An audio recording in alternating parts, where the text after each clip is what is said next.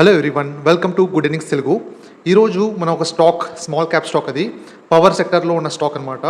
దీనిలో చాలా high growth అయితే ఉంది అండ్ స్టాక్ కూడా రీసెంట్ టైమ్స్లో కొంచెం పెరిగింది అనమాట, బాగానే పెరిగింది. అండ్ ఇప్పుడు పెరిగిన తర్వాత కూడా మనకి పెద్ద పెద్ద ఇన్వెస్టర్స్ దీనిలో ఇన్వెస్ట్ చేస్తున్నారు. విజయ్ కేడియా అయితే రీసెంట్గా అయితే బై చేశారు. మనకి ముందు చెప్పుకున్నాం కదా, డిస్కస్ చేసాము. అద్వైత్ ఎనర్జీ, ఈ స్టాక్ గురించి మీతో డిస్కస్ చేస్తాను అని చెప్పి లాస్ట్ వీడియో అయితే డిస్కస్ చేశాను కదా. ఈ స్టాక్ గురించి చాలా బజ్ అయితే మార్కెట్లో అయితే ఉంది. అండ్ విజయ్ కేడియా గారు ఈ టైంలో ఇన్వెస్ట్ చేశారనమాట స్టాక్ పెరిగిన తర్వాత. అండ్ అదే కాకుండా నిన్న కొన్ని ఫండ్స్ రైజ్ చేశారనమాట, కంపెనీ అయితే ఫండ్స్ రైజ్ చేశారు. దాని ద్వారా కొన్ని ఆ వారెంట్స్ ఇష్యూ చేయడం వల్ల ఇంకొందరు ఇన్వెస్టర్స్ కూడా ఈ ప్రైస్లో కూడా బై చేస్తున్నారనమాట, ఈ హై ప్రైస్లో కూడా బై చేస్తున్నారు. అంటే ఈ ప్రైస్ కూడా మనకి రీజనబుల్ వాల్యుయేషన్సా, వీటి గురించి మనం డిస్కస్ చేద్దాం ఇప్పుడు. ముందుగా కంపెనీ బిజినెస్ ఏం చేస్తుంది, వాళ్ళ ప్రొడక్ట్స్ అయితే కొన్ని నీష్ ప్రొడక్ట్స్ అయితే వీళ్ళు తయారు చేస్తున్నారు అనమాట. వాళ్ళ ప్రొడక్ట్స్ ఏంటి, సర్వీసెస్ ఏంటి, అండ్ మొత్తం వాళ్ళ బిజినెస్ మోడల్ గురించి డిస్కస్ చేద్దాము. దాని తర్వాత వాళ్ళ ఫండమెంటల్స్ కానీ వాళ్ళ వాల్యుయేషన్స్ పేర్ కంపారిజన్ చేసిన తర్వాత ఈ టైంలో కూడా మనం ఇన్వెస్ట్ చేయొచ్చా లేదా, వీటి గురించి మనం డీప్గా డిస్కస్ చేద్దాం కంపెనీ గురించి. Okay, coming to the Advait energy, వీళ్ళ బిజినెస్ మనం చూస్తే పవర్ ట్రాన్స్మిషన్ సొల్యూషన్స్ అయితే ఇస్తుంటారు అనమాట.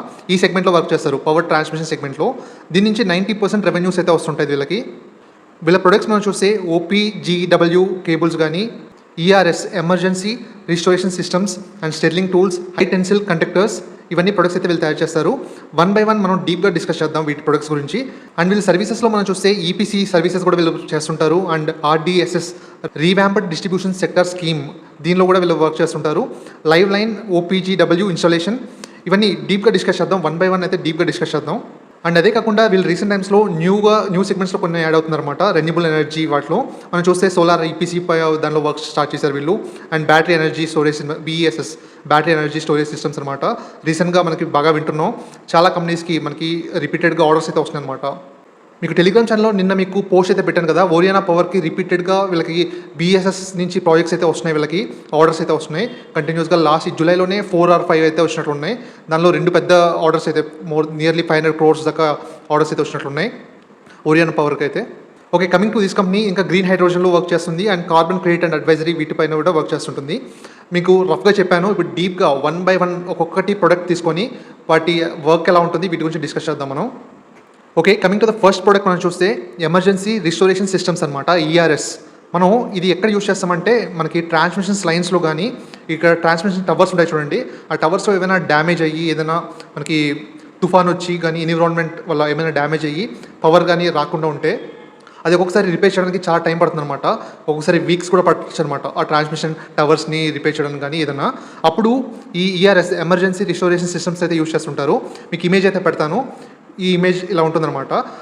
అది టెంపరీగా తీసుకొచ్చి, అది మొబైల్ అనమాట, అంటే మూవబుల్ అనమాట. అది తీసుకొచ్చి అక్కడ పెట్టి అప్పటికప్పుడు అయితే సొల్యూషన్ అయితే ఇస్తారనమాట. మనకి పవర్ ట్రాన్స్మిషన్ లైన్స్లో కానీ ఇక్కడ యూస్ చేస్తుంటారు ERS అనేది. ఇవి చాలా వరకు మనం అయితే ఇంపోర్ట్ చేసుకుంటూ ఉన్నాం అనమాట. మన ఇండియాలో మనకి చేసేవాళ్ళు చాలా తక్కువ అనమాట. ఓన్లీ ఇండియాలో 1-2 మ్యానుఫ్యాక్చర్స్ మాత్రమే ఉన్నారు. దానిలో ఇదొకటి అనమాట, అద్వైత్ ఎనర్జీ. మనం చూడొచ్చు 95% ఇండిజినైజేషన్ వీళ్ళే ఇన్హౌస్లో వీళ్ళు బిల్డ్ చేస్తారు. ఆటోమేటిక్ వెల్డింగ్ అండ్ వీళ్ళ డిజైనింగ్ వీళ్ళే తయారు చేస్తారనమాట. మనకి మెయిన్ థింగ్ ఏంటంటే ఈ ERS, ఈ సిస్టమ్స్ అనేవి మన ఇండియాలో తయారు చేసే వాళ్ళు ఓన్లీ 1 or 2 players అయితే ఉన్నారు. దానిలో అద్వైత్ ఎనర్జీ ఒకటి. అండ్ గ్లోబల్లో కూడా పెద్దగా కాంపిటీటర్స్ లేరంట, చాలా తక్కువ మంది అయితే మ్యానుఫ్యాక్చర్ చేస్తున్నారని చెప్పారనమాట. దీనిలో మనం చూస్తే మార్జిన్స్ అయితే బాగుంటాయి. EBITDA మార్జిన్స్ మనం చూస్తే గ్రేటర్ దాన్ 25% అయితే ఉంటాయి అని వీళ్ళు చెప్తున్నారు. మనం చూస్తే స్టెర్లింగ్ టూల్స్ అండ్ ఎసెసరీస్ అనమాట. ఈ ట్రాన్స్మిషన్ టవర్స్ కానీ, ఈ ట్రాన్స్మిషన్ లైన్స్ బిల్డ్ చేయడం, దానిలో వర్క్ చేసే దానిలో ఈ స్టెర్లింగ్ టూల్స్ అండ్ ఎసెసరీస్ అయితే కొన్ని కావాలన్నమాట మనకి. ఫర్ ఎగ్జాంపుల్ పుల్లీస్ కానీ, ఇంకా వించెస్, కొన్ని మీకు ఇమేజెస్ అయితే పెడతాను ఇక్కడ. ఇలాంటి టూల్స్ అండ్ ఎసెసరీస్ ఏవైతే కావాలి, వాళ్ళు ఈ కంపెనీ అయితే ఇన్హౌస్ వీళ్ళే బిల్డ్ చేస్తారన్నమాట ఈ టూల్స్ అన్నీ. ఇవి కూడా చాలా వరకు నార్మల్గా మనకి ఇంపోర్ట్ చేసుకుంటూ ఉంటాం అనమాట, ఎక్స్పోర్ట్ వేరే కంట్రీస్ నుంచి ఇంపోర్ట్ చేసుకుంటూ ఉంటాము. అది లోకల్గా వీళ్ళైతే మ్యానుఫ్యాక్చరింగ్ అయితే వీళ్ళు స్టార్ట్ చేశారు వీళ్ళు. దీనిలో మనం మార్జిన్స్ చూస్తే మనకి వీళ్ళకి 20-25% EBITDA మార్జిన్స్ అయితే వస్తాయని వీళ్ళు చెప్తున్నారు. దీనిలో కూడా వీళ్ళకి లో కాంపిటీషన్ అండ్ ఈ వాల్యూ యాడెడ్ ప్రొడక్ట్స్ అని వీళ్ళు చెప్తున్నారు అనమాట. నెక్స్ట్ చూస్తే మనకి OPGW optical ground wire and aluminium clad steel wire అనమాట. ఈ వైర్ మనం ట్రాన్స్మిషన్ లైన్స్లో కానీ, ట్రాన్స్మిషన్ టవర్స్ దగ్గర అయితే మనం చూడొచ్చు. మీకు ఇమేజ్ అయితే మీకు పెడతాను. దీనిలో both grounding and fibre optic communications 2 అయితే ఉంటాయని వీళ్ళు చెప్తున్నారు. ఈ wires manufacturing and EPC works కూడా వీళ్ళు చేస్తారనమాట. దీనిలో మనం ఇండియాలో వీళ్ళు చూస్తే ఇండియాలో టాప్ 5 మెంబర్స్లో వీళ్ళు కూడా ఒకరు ఉన్నారన్నట్లు వీళ్ళు చెప్తున్నారు. మెయిన్గా లైవ్ లైన్ అంటే మనకి పవర్ ఇంకా ట్రాన్స్మిషన్లో ఉన్నప్పుడు కూడా పవర్ ఇంకా ఆఫ్ చేయకుండా పవర్ ఆన్లో ఉన్నప్పుడు కూడా వీళ్ళు ఈపీసీ వర్క్స్ చేస్తారు. అది చాలా హార్డ్ టు ఎగ్జిక్యూట్ అనమాట. అది చాలా కష్టం అంట ఎగ్జిక్యూట్ చేయడం. దానిలో అద్వైత్ ఎనర్జీ ఇది ఎక్స్పర్ట్ అనమాట. ఇది లైవ్ లైన్ ఓపీజీడబ్ల్యూ ఈపీసీ వర్క్స్లో ఇది ఎక్స్పర్ట్ ఇది చెప్పాలంటే. ఈ కేబుల్స్ అన్ని వీళ్ళు ఇన్ హౌస్లో వీళ్ళు మ్యానుఫ్యాక్చర్ చేస్తుంటారు. అండ్ కేబుల్స్ మ్యానుఫ్యాక్చర్ కాదు, ఈపీసీ వర్క్స్ చేస్తుంటారు. అండ్ మనకి వీళ్ళ క్లయింట్స్ మనం చూస్తే స్టేట్ యూటిలిటీస్ అనమాట. అదే మనకి పవర్ గ్రిడ్ కానీ వీళ్ళందరూ ఉంటారన్నమాట వీళ్ళ క్లయింట్స్. ఈ వైర్స్ మ్యానుఫ్యాక్చరింగ్ దగ్గర నుంచి వీళ్ళకి 15 to 20% ఎబిటా మార్జిన్ అయితే వస్తుంది. ఈపీసీ దగ్గర నుంచి తక్కువ వస్తుంది అనమాట. 10 to 12% ఎబిటా అయితే వస్తుంది అనమాట. దీనిలో వీళ్ళ కాంపిటీటర్స్ మనం చూస్తే ఈ వైర్స్ అంటే తయారు చేసే వాళ్ళలో స్టెరిలైట్ టెక్నాలజీస్ ఒకటి ఉంది, అపార్ ఇండస్ట్రీస్ కూడా తయారు చేస్తుంది, అండ్ ఫుజికురా ఎక్సెట్రా ఇవన్నీ ఉన్నాయి. మనం నెక్స్ట్ ప్రోడక్ట్ మనం చూస్తే హై టెన్సిల్ లో సాగ్ కండక్టర్స్. ఓకే, ఇది special type of over head conductor అంట. ఓవర్ హెడ్ కండక్టర్స్ ఇవి. దీనివల్ల మనకి ట్రాన్స్మిషన్ కెపాసిటీ ఇంక్రీజ్ అవుతుందన్నమాట. మామూలుగా టవర్స్లో ట్రాన్స్మిషన్ కెపాసిటీ అయితే ఇంక్రీజ్ చేస్తుందని చెప్తున్నారు. మెయిన్గా ఇవి ఇంపార్టెంట్ ఇన్ కంజెస్టెడ్ ఏరియాస్, మనకి లో ఏరియాస్, మనకి తక్కువ స్పేస్ ఉండే టవర్స్, వాటికి ఇవి బాగా యూజ్ చేస్తారని వీళ్ళు చెప్తున్నారు అనమాట. ఇది చాలా niche market and still evolving in India. మన ఇండియాలో ఇప్పుడే స్టార్ట్ అవుతుందంట ఇది మనకి కండక్టర్స్. ఈ హై టెన్సిల్ లో సాగ్ కండక్టర్స్ అయితే మనకి ఇంకా ఎవాల్వింగ్ స్టేజ్లో అయితే ఉంది మన ఇండియాలో, అండ్ నీష్ మార్కెట్ అంట. ప్రజెంట్ మనం అర్బన్ సిటీస్లో మనకి రీవ్యాంపింగ్ అయితే చేస్తున్నారంట ట్రాన్స్మిషన్ లైన్స్లో ఇవి. దీని నుంచి ఎబిటా మార్జిన్స్ వీళ్ళకి 15 to 20% ఎబిటా అయితే వస్తుందని వీళ్ళు చెప్తున్నారు. ఈ ప్రొడక్ట్స్లో వీళ్ళ కాంపిటీటర్స్ మనం చూస్తే స్టెరిలైట్ టెక్ ఉంది, and power grid EPC and Polycab. Power grid EPC వాటిలో అయితే ఉంటుంది.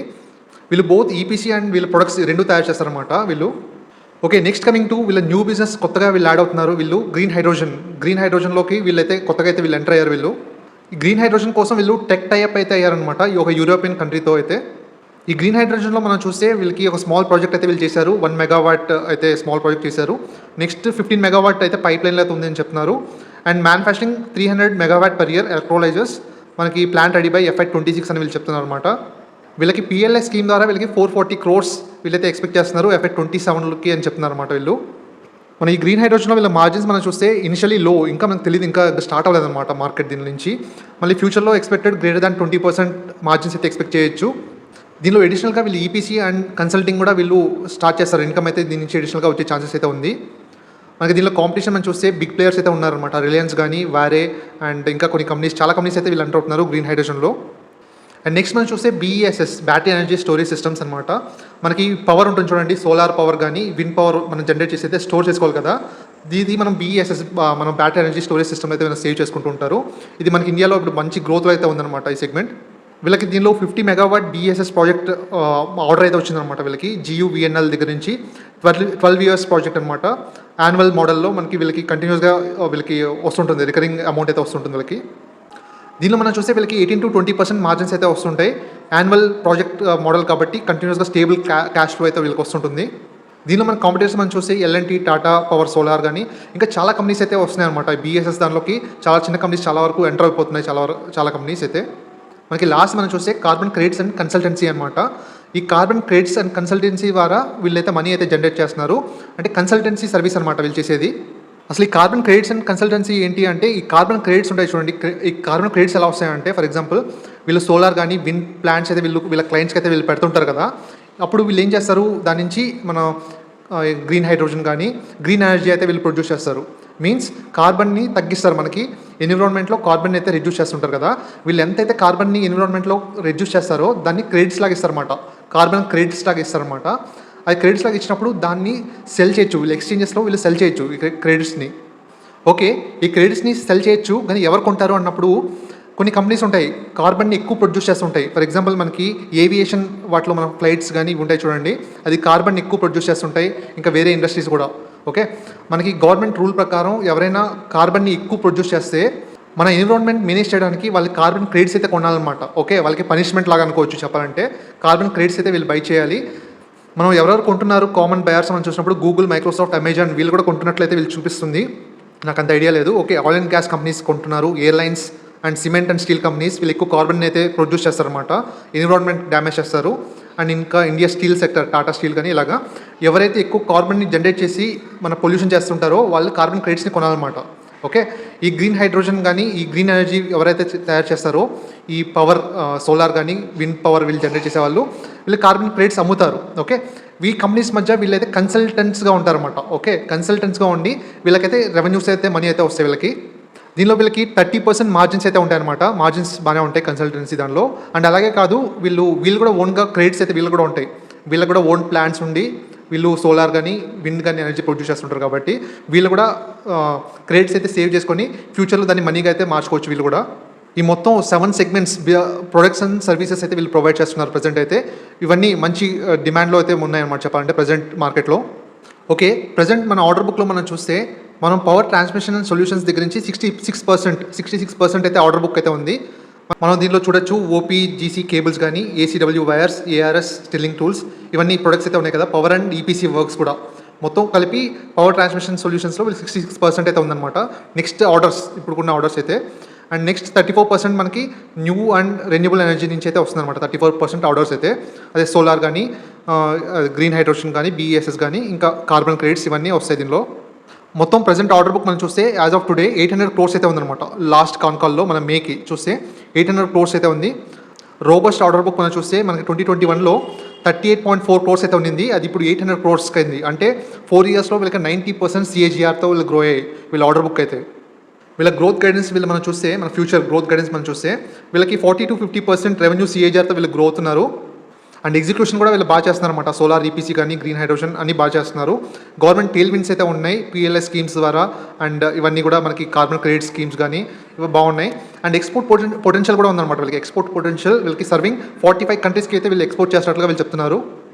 నెక్స్ట్ మనం వీళ్ళ ఫండమెంటల్స్ కానీ వీళ్ళ ఫైనాన్షియల్స్ రిజల్ట్స్ ఎలా ఉన్నాయి అండ్ వాల్యుయేషన్స్ మనం కంపేర్ చేసి చూద్దాం. వీళ్ళ ఫేర్ వాల్యూ కానీ అన్నీ చూద్దాం.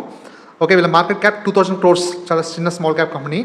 అండ్ వీళ్ళు అరౌండ్ ఇప్పుడు 1900 దగ్గర అయితే ట్రేడ్ అవుతుంది స్టాక్ అయితే. అండ్ స్టాక్ పిఈ మన 66 అయితే ఉందన్నమాట.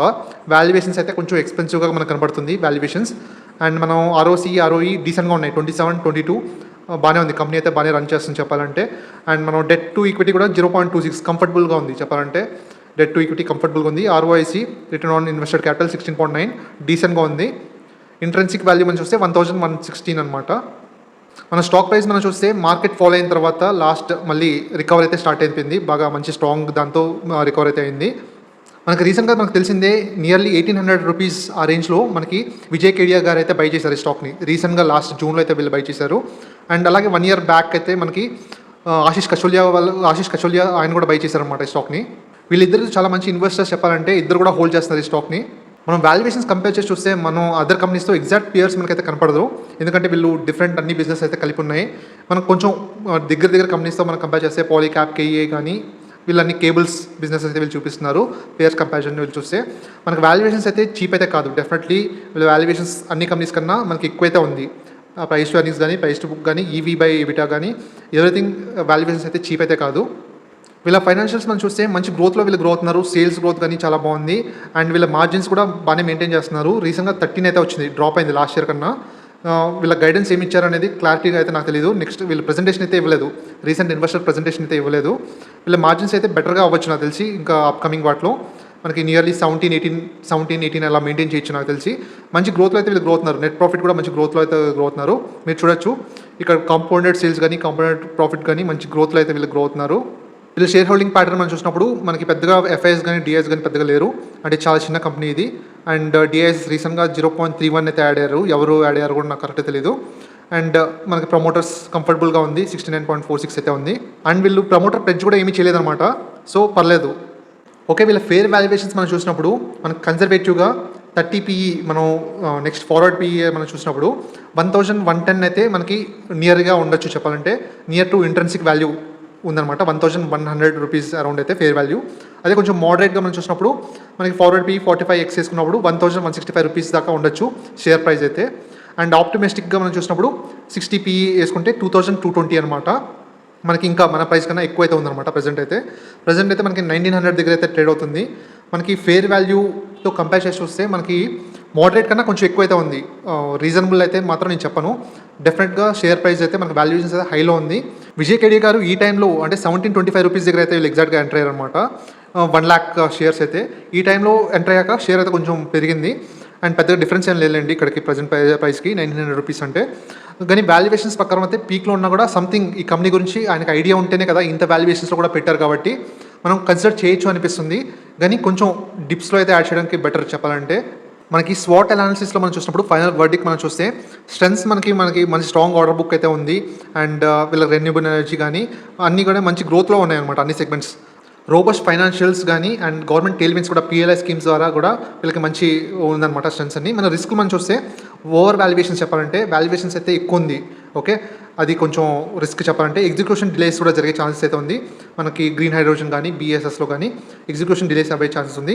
ఇండస్ట్రీ సిక్లికాలిటీ ఓకే ఇప్పుడు పీక్లో అయితే ఉంది. ఏమైనా సిక్లికాలిటీ ఏదైనా ప్లే చేస్తే అప్పుడు మనం అది పెద్ద రిస్క్ చెప్పాలంటే ఇప్పుడు ఆల్రెడీ ఓవర్ వాల్యుయేషన్లో అయితే ఉంది.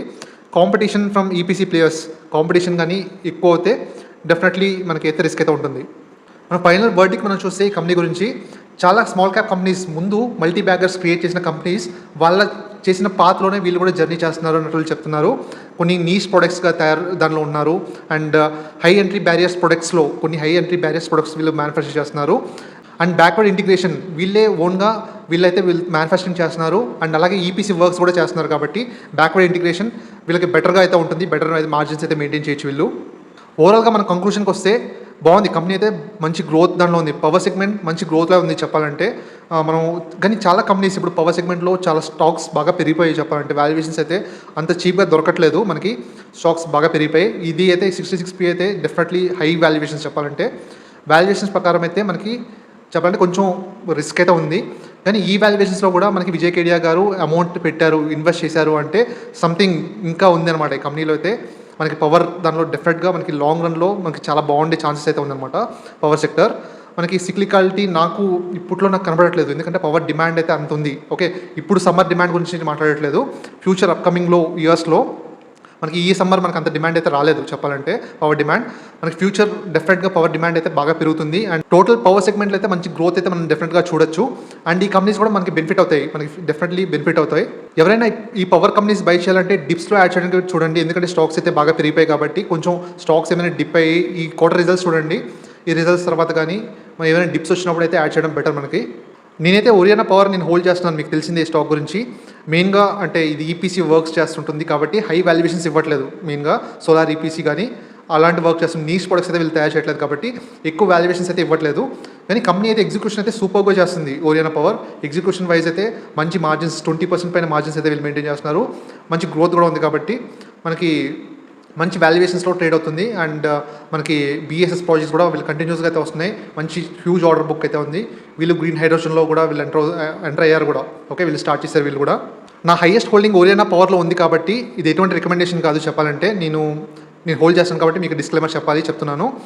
సో దట్ నేను వేరే పవర్ కంపెనీస్ని ఎక్కువ ఫోకస్ చేయట్లేదు. ఎందుకంటే హైయెస్ట్ వెయిటేజ్ ఆల్రెడీ నేను ఓరియానా పవర్కి ఇచ్చాను కాబట్టి వేరే పెద్ద కంపెనీస్కి నేను చూడట్లేదు పవర్ కంపెనీస్లో ప్రెజెంట్ అయితే. అండ్ రీసెంట్గా నేను బై చేసిన స్టాక్ ట్రాన్స్రేల్ కూడా బాగానే రన్అప్ అయితే వచ్చింది. అరౌండ్ 640 అరౌండ్ అయితే నేను బై చేశాను. అండ్ మీకు టెలిగ్రామ్ ఛానల్ అయితే మీకు పెట్టాను. అండ్ ఎవరైనా టెలిగ్రామ్ ఛానల్ లేకపోతే యాడ్ అవ్వడానికి ట్రై చేయండి. ఇలాంటి ఇంపార్టెంట్ అప్డేట్స్ కానీ ఏమైనా న్యూస్ ఏదైనా ఉంటే మీకు అప్డేట్ చేస్తుంటాను. డిస్క్రిప్షన్లో లింక్ అయితే పెడతాను. ఆ లింక్ ద్వారా అయితే మీరు యాడ్ అవ్వచ్చు టెలిగ్రామ్ ఛానల్లోకి. Okay, thank you very much. మీకు ఇన్ఫర్మేషన్ నచ్చినట్లయితే లైక్ చేసి ఎంకరేజ్ చేయండి. ఇంకా మంచి వీడియోస్తో మంచి స్టాక్స్ మీకోసం తీసుకొస్తాను మన ఛానల్లోకి. ఇది మన ఛానల్, మనం కలిసి ట్రావెల్ చేద్దాం అండ్ స్టాక్ మార్కెట్లో బాగా సంపాదిద్దాం.